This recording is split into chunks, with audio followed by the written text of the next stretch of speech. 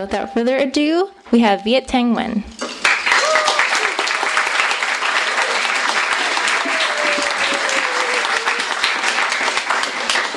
Hi, everybody. Thanks for coming tonight, especially since it's so wet and cold. I apologize for those of you who got here early. The wine got here late, so if you haven't gotten wine, then you can certainly come and get it afterwards. We also have what's left of a bottle of cognac. I brought 2 bottles of cognac. And for those of you who didn't get my introductory spiel about the cognac, this is a Vietnamese cocktail of choice. Ice, cognac, and 7-Up. If you go to a Vietnamese wedding, the first thing you have to know is don't show up on time. Whatever it says on the invite list, you show up an hour later. Otherwise, you're the person who's just sitting there waiting for something to happen. And then the second thing is you will see on your table usually a bottle of cognac and some 7-Up, and that's what we drink. And then we also listen to really, really loud music during the wedding. There's always a pop band there that's playing Western music and Vietnamese pop music, which is one of the reasons why I wanted to show you this soundtrack from the Sympathizer, because this soundtrack is what you would hear at these kinds of weddings in the 70s and 80s. And I think the reason why the music was so loud is because people would go to these weddings on a very regular basis. They'd see the same people over and over again, and they probably ran out of things to say. So having the really loud music gave you an excuse not to talk to people. But the music in the Sympathizer is really important, because when I was growing up, I went to a lot of these weddings, and I heard this music, and I also heard it in homes, that this was the soundtrack to the Sympathizer was really the soundtrack to Vietnamese refugee lives, that part of the way that Vietnamese people dealt with the loss of their country and their relatives and all that kind of stuff was to sing about it. And so these songs are oftentimes very, very sad, but the sadness was something that we also loved at the same time. And that mood of melancholy saturates the Sympathizer. And it also saturates the Refugees as well, although in the Refugees there's less of an effort to make gestures at this music, except for one shared song with the Sympathizer, which is I'd Love You to Want Me, which you heard there sung by Lobo. And this was possibly my favorite song growing up. And it is the song that in the Sympathizer I talk about how this was the song for the bachelors and unhappily married males of my generation, or the generation before me. Cracked hearts, cigarettes, and cognac being our primary weaknesses. So the Refugees, it's a very different book than the Sympathizer, for those of you who've already read the Sympathizer. And one of the reasons why it's different is that I actually wrote the Refugees before, or mostly before, I wrote the Sympathizer. So the genesis of all this is that I always wanted to be a writer. I'd written a really short book in the 2nd grade that won a prize. It was called Lester the Cat. Forever lost to an ex-girlfriend who has it somewhere. So I always had in my mind that I wanted to be a writer, but I never really had the discipline. So then I got to college and was taking writing workshops and the like, and I thought, okay, what I'm going to do is I'm going to write short stories, because short stories are short. Therefore, they must be easy.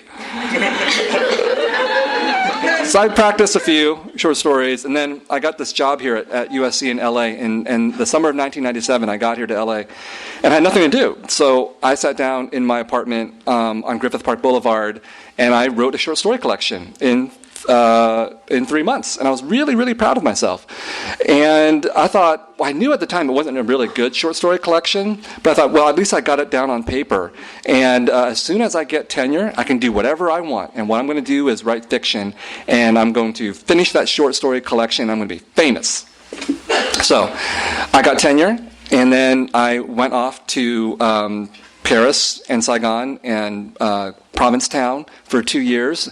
That 2-year period was a period in which I was going to finish this short story collection and become famous. And of course, that didn't happen. Instead, what I got was very depressed, because I realized with all this free time to write short stories that I wasn't actually very good at it, and I had a lot more to learn. So the first words of this short story collection were set down in summer of 1997, and now it's finally getting published in 2017, 20 years. The last words were written in 2014, and so it took 3 years to get it published. And the first story in this book, and I'll read from it a little bit later, Black-Eyed Women, that was a story. That was the first story I started writing in the summer of 97, and I finished that in There was the first story I started. It was the last story I finished. So I finished it in 2014, 17 years after I began it, and 50 drafts later. And I say this not to complain. Okay, yes, I'm saying it to complain. But that's what writers have to do. And that's how I learned how to be a writer. That I spent 17 years struggling with these short stories, which you won't know when you read the book, because you can read this book in 4 or 5 hours. And from what I've been told in reviews and so on, they're pretty easy to read. And that reflects nothing in terms of the kind of work that went into this book. Which is the way it should be. You know, artists are there to suffer for you and for us too. But I think the other reason why it's very, very different than The Sympathizer, besides the fact that it's short stories, is that my ambitions in writing this book were really different than my ambitions in writing The Sympathizer. And getting to the point of writing The Sympathizer and what I wanted to do with that was only made possible by the struggles that I went through and the thinking that I went through in writing The Refugees. And the ambition in The Refugees was that I wanted to write stories about Vietnamese people and Vietnamese Americans. And the genesis for all of that was my childhood as a refugee in the United States. That I came here when I was 4 years old and grew up in Harrisburg and then in San Jose, California. And what I was really aware of, that's my son, by the way, I think. My son, Ellison. If he wants to come out, he can, because, yeah? Come on out, Ellison. The last sentence in my book, in The Refugees, is about Ellison. So, thanks to our son Ellison for reminding me of childhood. By the time this book is published, he will be nearly the age that I was when I became a refugee. And, so seeing him at 3.5 reminds me, or doesn't remind me, but makes me think about myself when I was 4 years old and coming here as a refugee and what that was like, and how I would never want him to become a writer if the price of being a writer is to be a refugee, as it was for me. So I grew up in San Jose and in a heavily Vietnamese community, saturated with Vietnamese stories, Vietnamese feelings, Vietnamese emotions. Here he is. Yay! This is Ellison. Say hi. Say hi. Can you say hi? No. Oh, okay. All right. But the book is actually not dedicated to Ellison. I felt like, I already dedicated a book to him. Oh, you want to be up here with me? Okay. The book is already, there was already a book dedicated to him, but instead the book is dedicated to all refugees everywhere. And the reason why was because no, let's not do that. The reason why was because growing up as a Vietnamese refugee, surrounded by Vietnamese stories and aware of how important our history was to Vietnamese refugees and Vietnamese Americans, I also knew that most Americans knew nothing about Vietnam or Vietnamese people or Vietnamese refugees.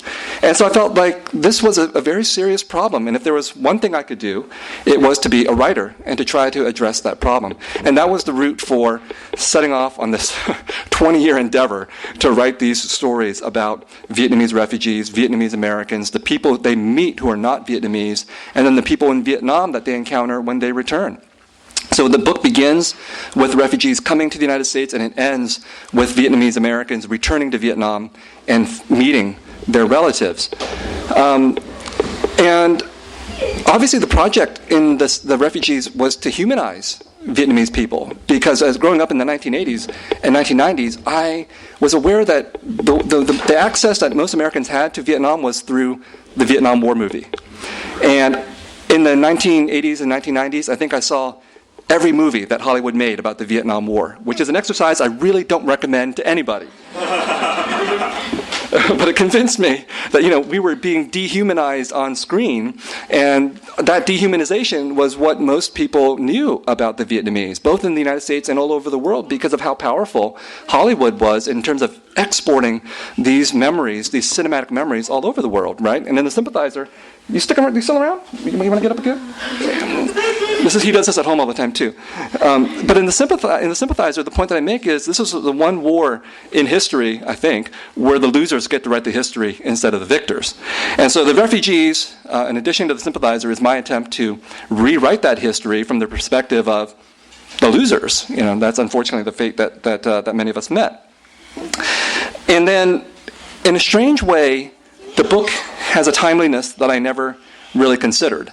I have all kinds of different titles for this book over the last few years as I was dreaming about maybe I'll finally get this book published somehow. And they were all very poetic and they were all very beautiful and so on. And then none of them actually felt quite right, at least to my editor. And he said, well, why don't we title it The Refugees? And actually at some point in the history of thinking about this book, I had Refugees as the title. And we said, okay, sure, it seems relevant. This was about 6 months ago. I don't think anybody at Grove knew how timely the title of The Refugees would be. And I wish it actually wasn't timely.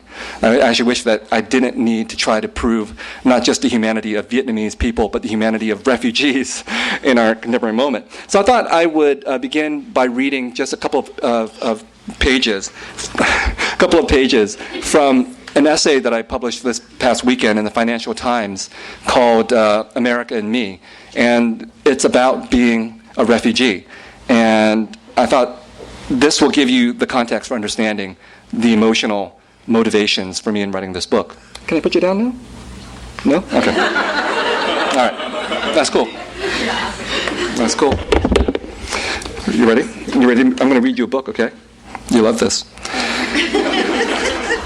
I'm a refugee, an American, and a human being, which is important to proclaim as there are many who think these identities cannot be reconciled. In March 1975, as Saigon was about to fall or on the brink of liberation, depending on your point of view, my humanity was temporarily put into question as I became a refugee. My family lived in Ban Ma Thuot, famous for its coffee, and for being the first town overrun by communist invasion. My father was in Saigon on business, and my mother had no way to contact him. She took my 10-year-old brother and 4-year-old me, and we walked 184 kilometers to the nearest port in Nha Trang. I admit to possibly being carried. At least it was downhill. At least I was too young, unlike my brother, to remember the dead paratroopers hanging from the trees. I'm grateful not to remember the terror and the chaos that must have been involved in finding a boat. We made it to Saigon and reunited with my father, and a month later, when the communists arrived, repeated the mad scramble for our lives. That summer, we arrived in America. I came to understand that in the United States, land of the fabled American dream, it is un-American to be a refugee. The refugee embodies fear, failure, and flight. Americans of all kinds believe that it is impossible for an American to become a refugee, although it is possible for refugees to become Americans and in that way be elevated one step closer to heaven. The average American or European who feels that refugees or immigrants threaten their jobs does not recognize that the real culprits for their economic plight are the corporate interests and individuals that want to take the profits and are perfectly happy to see the struggling pitted against each other. The economic interests of the unwanted and the fearful middle class are aligned. But so many can't see that. So many can't see that because of how much they fear the different, the refugee, the immigrant. In its most naked form, this is racism. In a more polite form, it takes the shape of defending one's culture, where one would rather remain economically poor, but ethnically pure. This fear is a powerful force, and I admit to being afraid of it. Then I think of my parents, who were younger than me when they lost nearly everything and became refugees. I can't help but remember how, after we settled in San Jose, California, and my parents opened a Vietnamese grocery store in the runtown downtown, a neighboring store put up a sign in its window, "Another American driven out of business by the Vietnamese."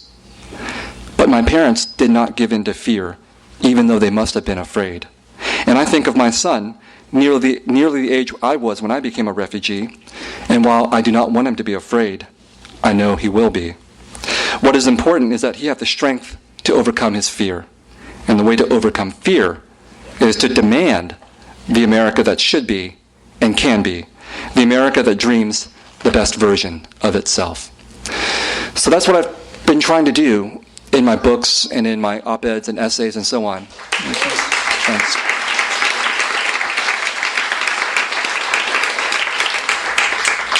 Is to demand, not to ask. And to ask and to be granted favors continues to put us in a position of weakness, of being the supplicant, of being the beggar. And that's what the refugee is supposed to be. That's why people both pity and have contempt for refugees. But the job, I think, of writers is not to ask. The job of writers is to demand change, to demand that we live up to the best of our rhetoric, to demand that we recognize when we don't live up to the best of our rhetoric. That certainly was the project of the Sympathizer. This book, The Refugees, is much less political than the Sympathizer is. In the Sympathizer, I set out to write about a very controversial war, and I set out to offend everybody in that book.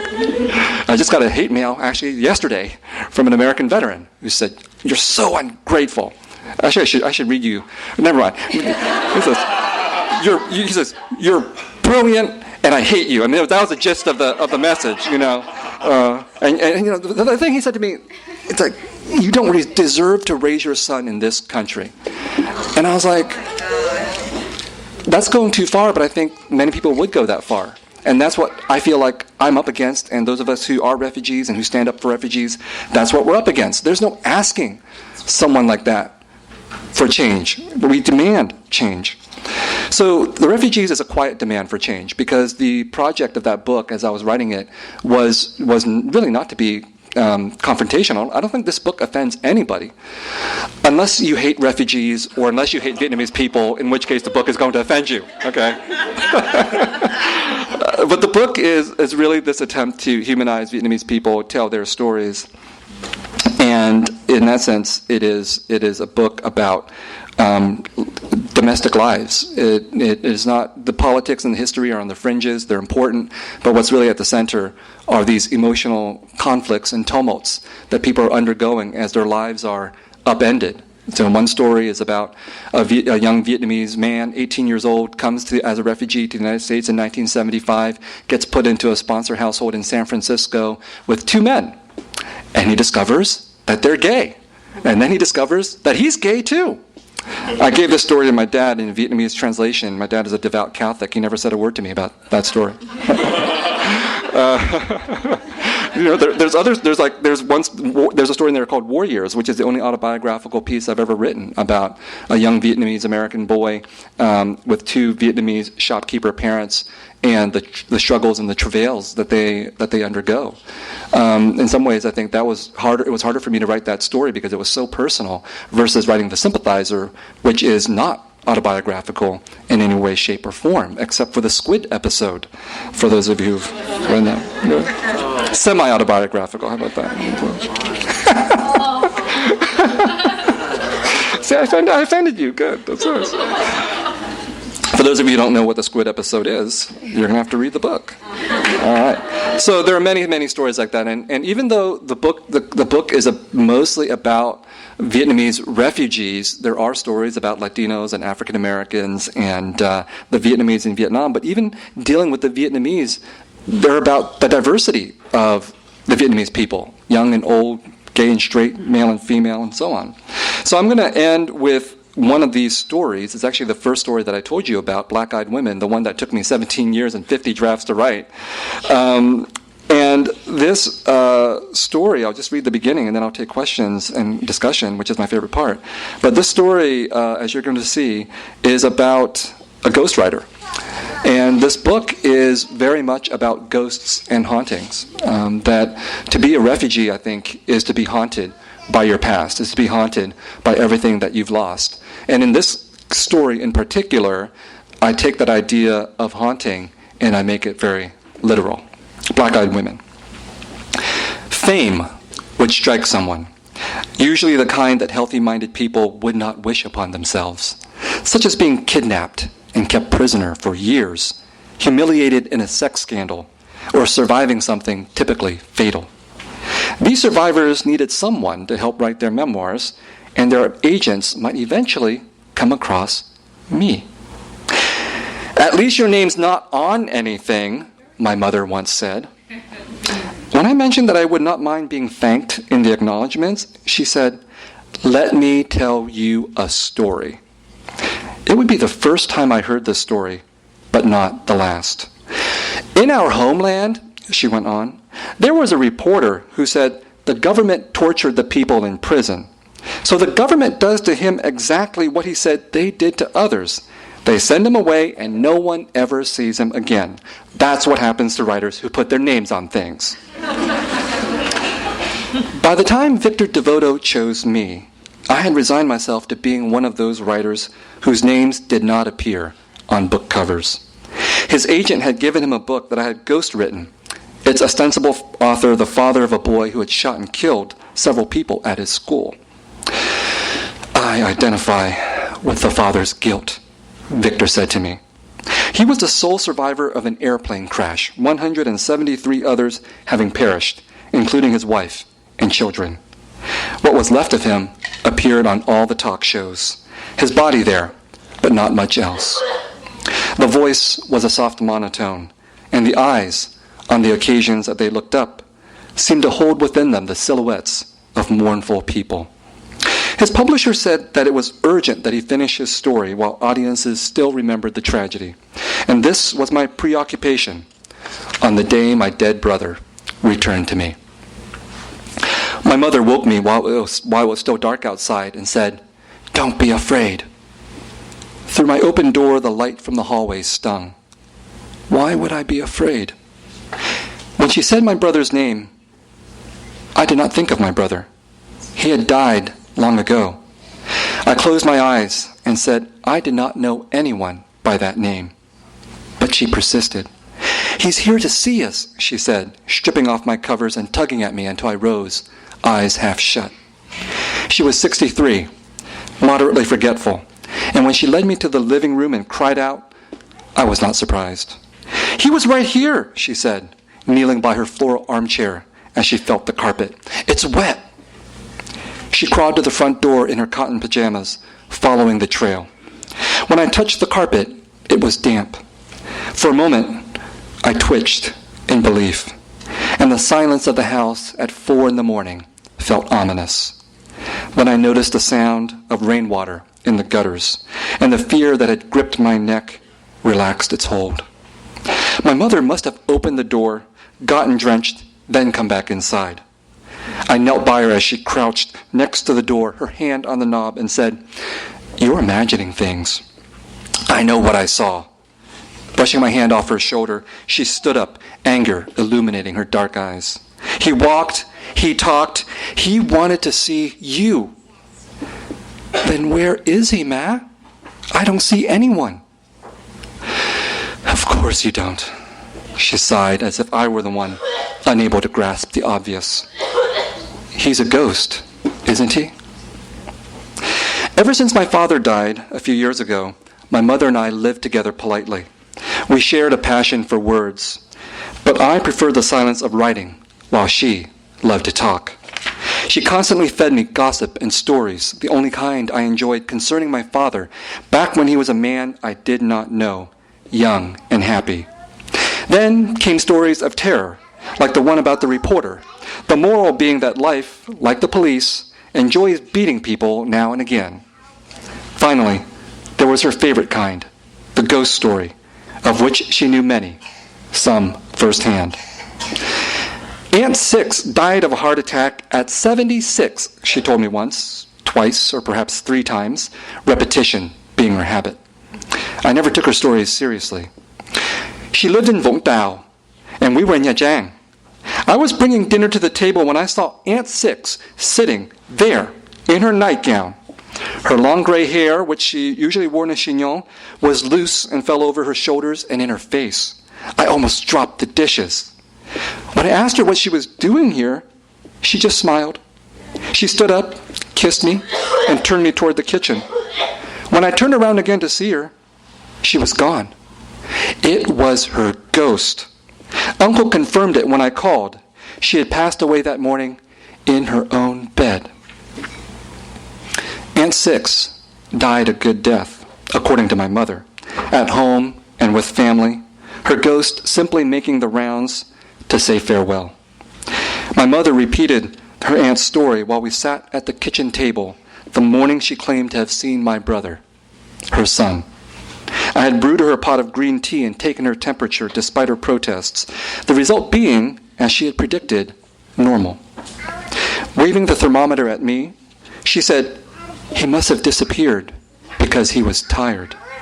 After all, he had just completed a journey of thousands of miles across the Pacific. "So how did he get here?" "He swam." She gave me a pitying look. "That's why he was wet." "He was an excellent swimmer," I said, humoring her.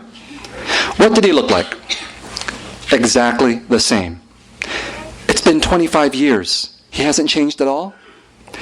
"They always look exactly the same as when you saw them last." I remembered how he looked the last time, and any humor that I felt vanished. The stunned look on his face, the open eyes that did not flinch even with the splintered board of the boat's deck pressing against his cheek.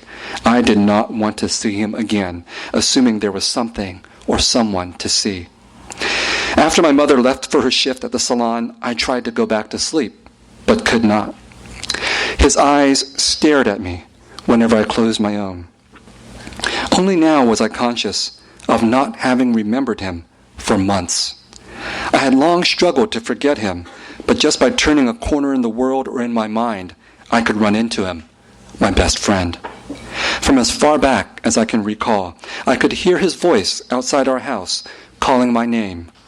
That was my signal to follow him down our village's lanes and pathways, through jackfruit and mango groves to the dikes and fields, dodging shattered palm trees and bomb craters. At the time, this was a normal childhood. Looking back, however, I could see that we had passed our youth in a haunted country. Our father had been drafted, and we feared that he would never return. Before he left, he had dug a bomb shelter next to our house, a sandbag bunker whose roof was braced by timber. Even though it was hot and airless, dank with the odor of the earth and alive with the movement of worms, we often went to play there as little children. When we were older, we went to study and tell stories. I was the best student in my school, excellent enough for my teacher to teach me English after hours, lessons I shared with my brother. He, in turn, told me tall tales, folklore, and rumors. When airplanes shrieked overhead and we huddled with my mother in the bunker, he whispered ghost stories in my ear to distract me. Except, he insisted, they were not ghost stories. They were historical accounts from reliable sources. The ancient crones who chewed betel nut and spat its red juice while squatting on their haunches in the market, tending coal stoves or overseeing baskets of wares. Our land's confirmed residents, they said, included the upper half of a Korean lieutenant, launched by a mine into the branches of a rubber tree. A scalped black American floating in the creek not far from his downed helicopter, his eyes and the exposed half-moon of his brain glistening above the water. And a decapitated Japanese private groping through cassava shrubbery for his head. These invaders came to conquer our land and now would never go home, the old ladies said, cackling and exposing lacquered teeth, or so my brother told me. I shivered with delight in the gloom, hearing those black-eyed women with my own ears, and it seemed to me that I would never tell stories like those. Thank you.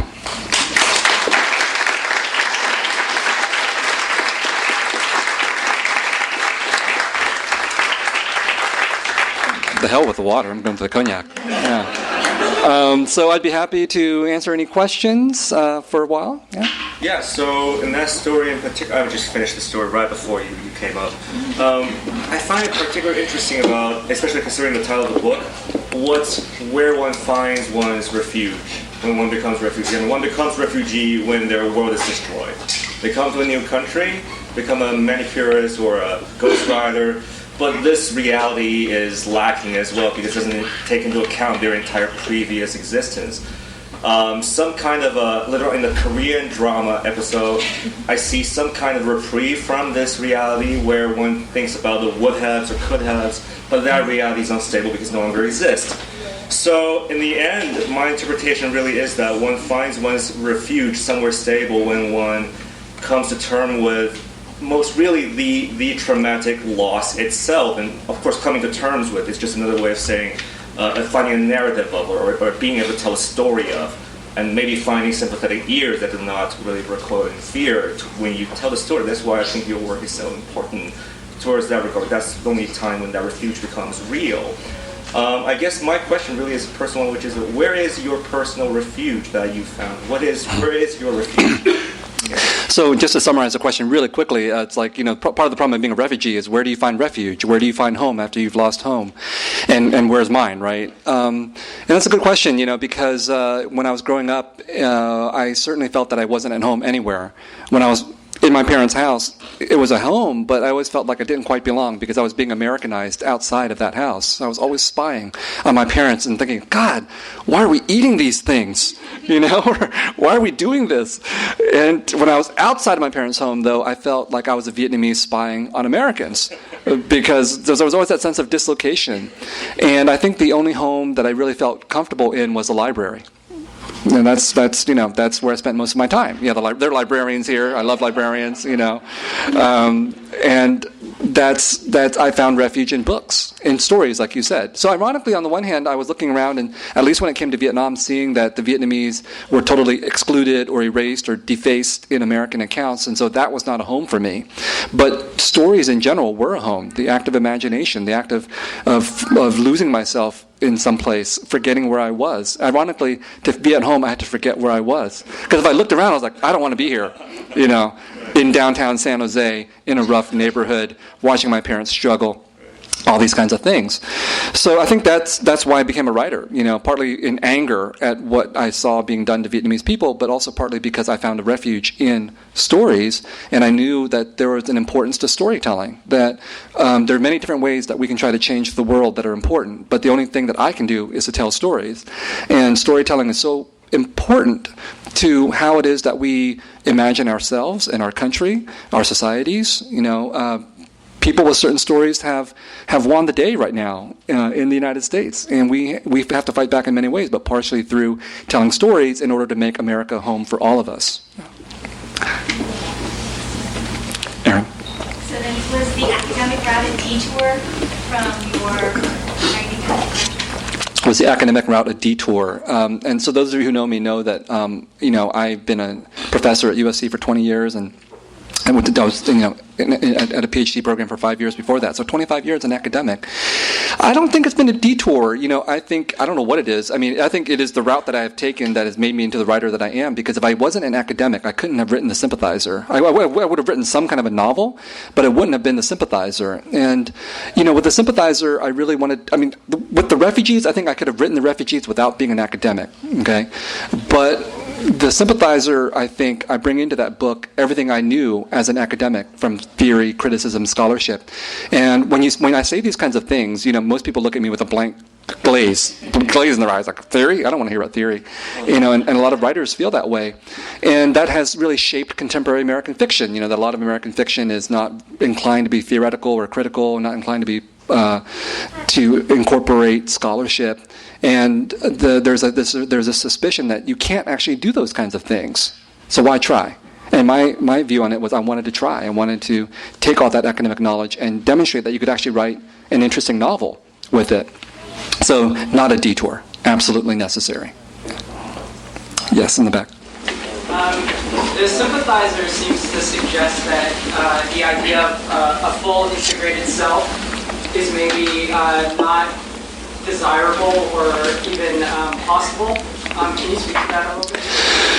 Yeah, well, I don't really have a good answer for you at this point, because The Sympathizer is obviously about duality, of constantly negotiating between these binary opposites. And by the end of The Sympathizer, I'm not giving too much away, I think, the protagonist is destroyed because he can't actually reconcile these two opposite sides that he's been struggling with the entire length of the book.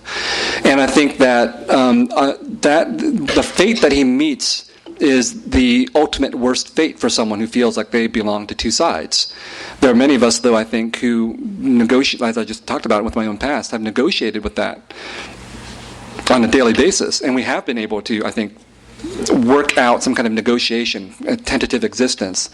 And it's partially because we haven't been subjected to the same kinds of historical pressures that the sympathizer has. When here I talk about negotiating between two sides, it's like, well, can I put sriracha on my steak? Okay, that's negotiating between two sides, right? But in the sympathizer, it's a lot more severe. It's communism versus capitalism. You die if you choose the wrong side in this conflict. So I think I reached the end of that book, and it was both a pessimistic conclusion in terms of what happens to him, but also an optimistic one, because he recognizes that from there he has to try to build a new self. Now, what that new self is, we don't know, because the book ends at that point, which is why I felt like I had to write a sequel to see what happens to him afterwards. And because I knew that the ending that was expected for me in that book was not the ending that I wanted. The ending, given that I was publishing in the United States about a communist spy who gets disillusioned, the ending that American publishers want is for that communist spy, that disillusioned communist spy, to eat apple pie and dream the American dream. Okay? And that's not what happens.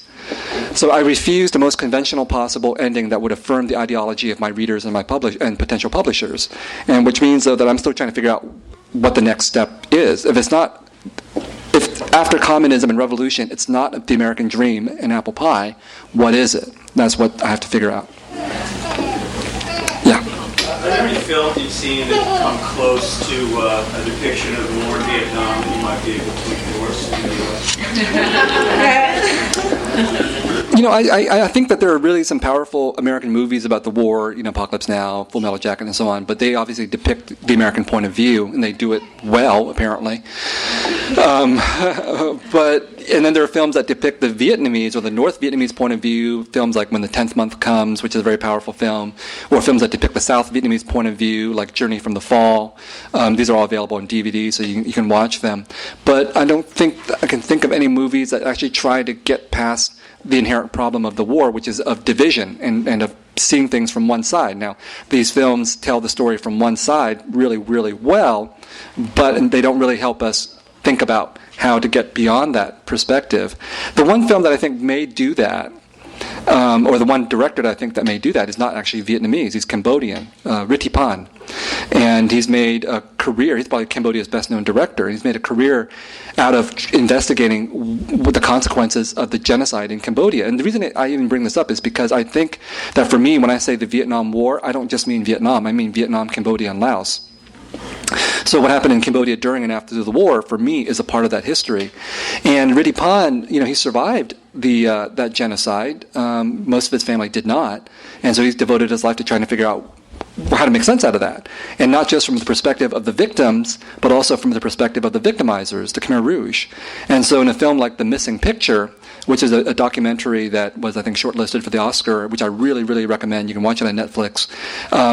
He gets really close to being able to do that, and partially the way he's able to do that is that he's interested in both what happens to the people who suffered, but also the people who tortured them. And it's an aesthetically brilliant film as well. He's dealing with a horrible subject, and what he does is that he stages it through there are no human beings. These little carved figurines on dioramas that recreate the setting of Cambodia in the camps. And somehow, through that, he creates aesthetic magic, cinematic magic, that gets us to feel deeply and to think deeply about this tragedy from the perspective of both sides. Okay. In the back. You talked about the solace in the library, refuge there. Is there anything like when you first got here that you read that inspired you in particular, and also did you read American writers? Oh, I read all kinds of writers. Well, the good thing about the San Jose Public Library is that there are no boundaries. I mean, there are little stickers saying young adult fiction and children's literature and all kinds, but there's no walls. So that meant me being the the little boy who took the bus by himself to go to the library without any parental guidance and no sense of PG-13 or R-rated or whatever, meant that I was reading all kinds of stuff that I should not have been reading, including R-rated stuff. I mean, it's great that the public library has R-rated stuff, but if you're a parent, maybe you should be worried about it, because I was reading softcore pornography when I was like 13 years old in the library, and that helped to explain the writer that I became, because, no, I mean, seriously, I read Philip Roth when I was 12 or 13, and all I remembered was the liver scene, and that made its way into my novel through the squid scene, and I read all kinds of things that were shocking and traumatizing, and I read, and that experience of being shocked and traumatized really shaped me, because it made me think, is that a good thing? Is it a good thing to shock or traumatize your reader? And I think it is. Sometimes you want to be comforted, and there are all kinds of books like Curious George that I read as a child that were really wonderful. But the books that scarred me were just as important. So I read a lot of war books. And read a lot of books about crime and all of that was formative into shaping me into a writer. I just published something in the New York Times this past weekend on the Buy the Book section. You get a whole reading list in there of things that have shaped me. Yes. This is kind of vague and broad, but in your writing, how do you distinguish between the refugee experience and how they adapt to life in America versus the immigrant experience? Okay. So in my writing, how do I distinguish between the refugee experience and the immigrant experience? And that's a good question, because, when the Sympathizer came out, there were a lot of reviews that said, this is an immigrant novel. And, Viet is an immigrant writer. And I had to, forcefully say then, and I still repeat it whenever I can, that I'm not an immigrant. I'm a refugee. And The Sympathizer is not an immigrant novel. It's a war novel.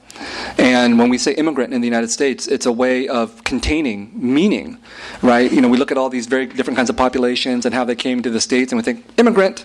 And when we say immigrant, we don't have to think that, maybe it's because we fought wars in that country that led them to immigrate here to our country, which is why I think of The Sympathizer as a war novel. And a lot of it is about war.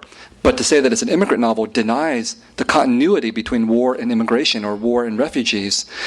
And to be a refugee is, as I said at the beginning, is to be un-American, whereas to be an immigrant is to be potentially an American. And so I think that in my own work, I haven't written immigrant fiction. I mean, the stories of the refugees and the Sympathizer are very explicit about showing how it is that war and displacement have created these kinds of populations, and that's really crucial. That's one of the ways that writers can distinguish these experiences, or they can complicate the American tendency to categorize all these newcomers as immigrants and to think of that as a good thing. So there's a lot of so-called immigrant writers, or writers who write about immigration, that I think they dehistoricize their stories. They give Americans the version of immigration that Americans want to hear, which is, again, the sriracha on the steak story. Immigrants are good because now we eat pho and all that kind of stuff, And then we don't think about the fact that, we had to drop bombs on them before they brought the pho over here. And that's the task of the writer, is to bring up that history, right? To make the reader uncomfortable. So Okay, follow up. Do you think a lot of the immigrant narratives that are written today are actually refugee stories in disguise?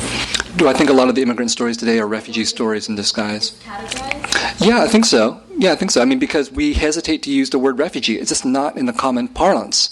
We use refugees when we see people, dying on boats in the ocean somewhere, right? Or when they're clearly a political issue, like Syrians today. But when someone publishes a book, the tendency is to say immigrant, because we understand how to market that, and marketing is really crucial to how books get written, how books get published, and so on. And so if you're a writer who disrupts conventional dominant expectations, you're setting yourself up for a greater challenge.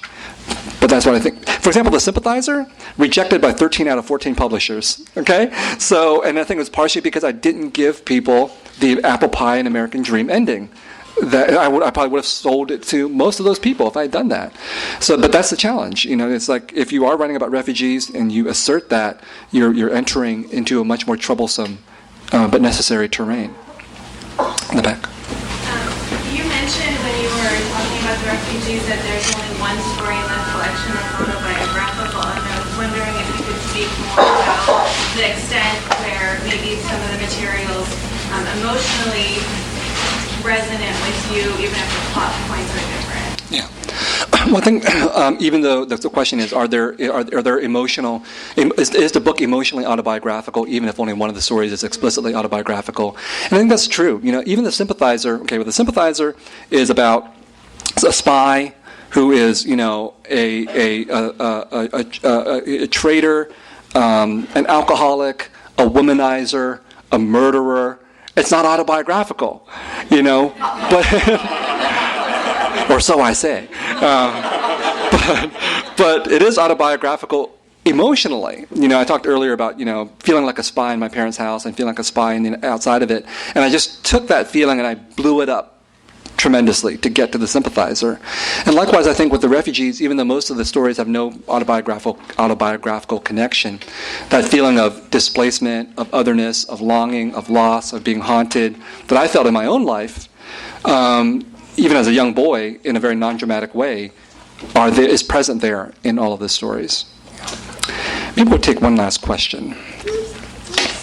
Any last questions? No? Yes. I have a question regarding the Sympathizer. Since the book received a lot of awards, and I know it was well received among the American readers, have you had any feedback from the Vietnamese Americans and the community here?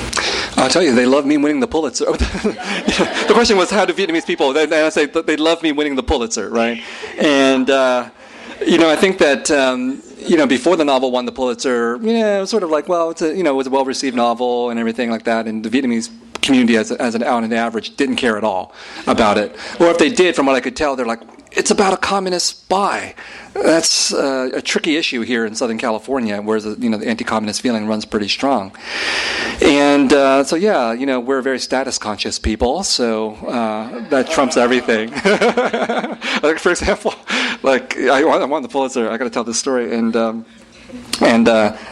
I learned about it on the road, on Facebook and Twitter, and then I didn't call home to tell my dad about it or my parents. I think because in the back of my mind, I thought, we're modest people. We don't brag about these kinds of things, or, it's to be expected. You win the Pulitzer, model minority kind of business.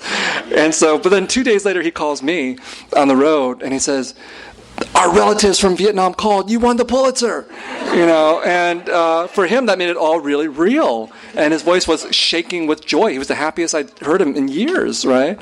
And I think that is, to some degree, how the Vietnamese community as a whole feels about the book. That its stature, people take pride in it, and I don't want to be anybody's representative or anybody's voice, but some people treat me that way because of whatever the prize signifies.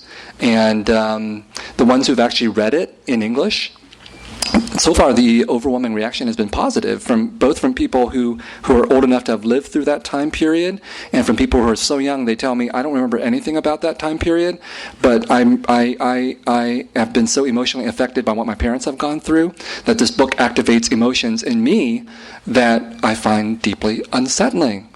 So I'm glad that the book has been able to affect people in that way. Yeah. Thank you so much.